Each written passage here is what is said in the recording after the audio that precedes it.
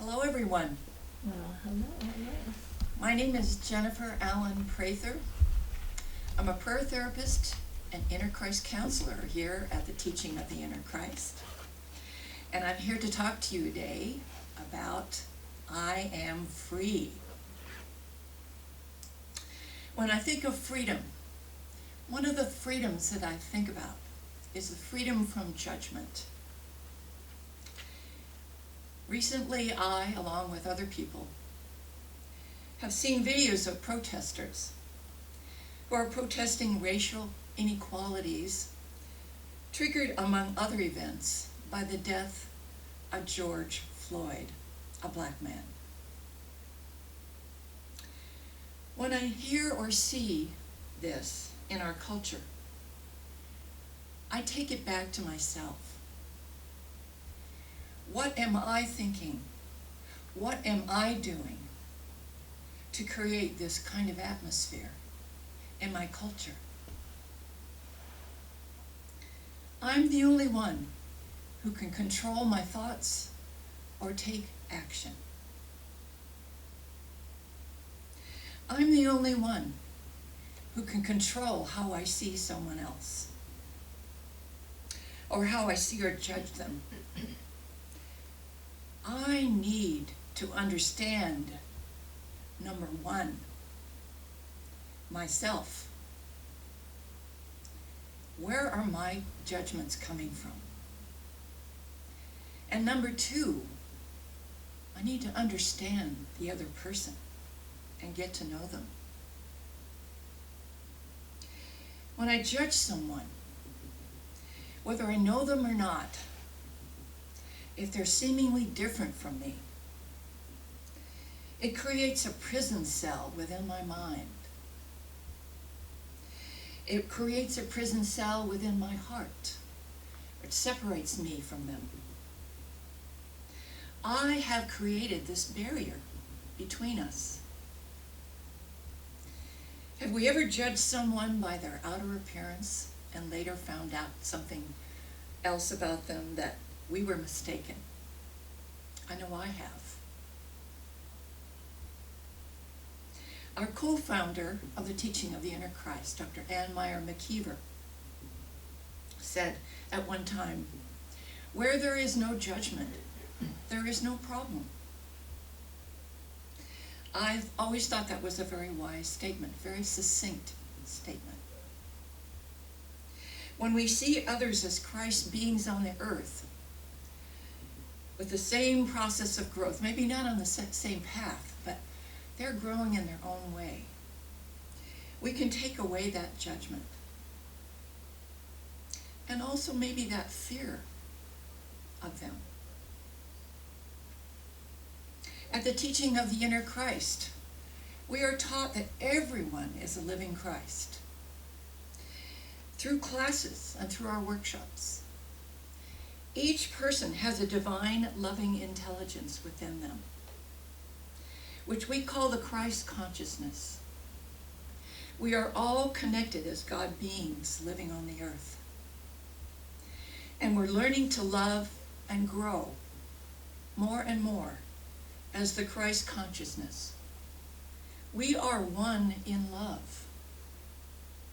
We're like the roots of a tree. We're separate, but connected to the one.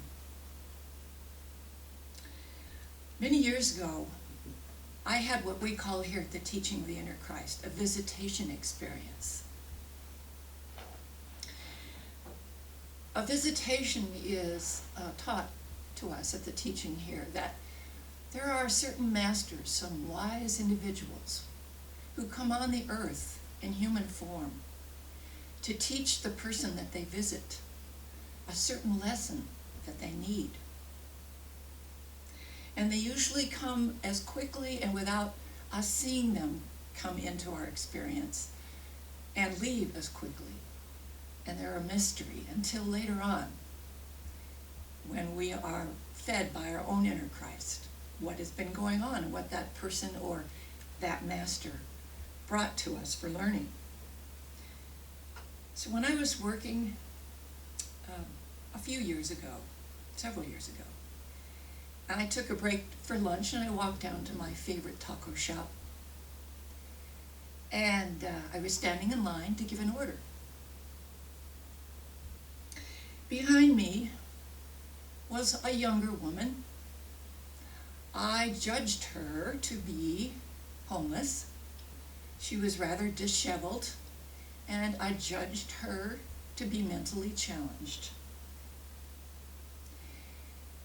She tried to get my attention, and I tried to ignore her because I felt uncomfortable around her. She was different. She said, "The world's getting better now, isn't it?" I turned around condescendingly and said, "Yes, it is." I turned back hoping she would ignore me, but she wouldn't. She said again, "The world's getting better now, isn't it?" And I said, "Yes, it is." She kept doing this, and then she stopped for a while, and I was still waiting to give my order. And then she said, "We're getting better, aren't we?" I said, "This is very strange coming from this woman," to myself. I turned around and I said, "Yes, we are." Finally, it was time for my order, and I was relieved.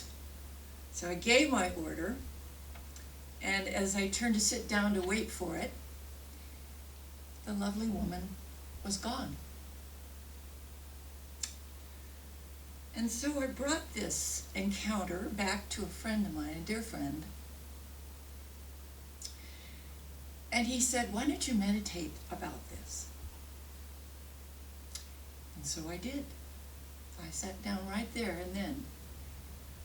And all of a sudden I got this huge rush of love filling me, enveloping me, bringing me such ecstasy. I'd never felt love like this before. And I said, "What's happening to my inner self, my inner Christ?" And all of a sudden in my mind, Jesus said, "That woman was me."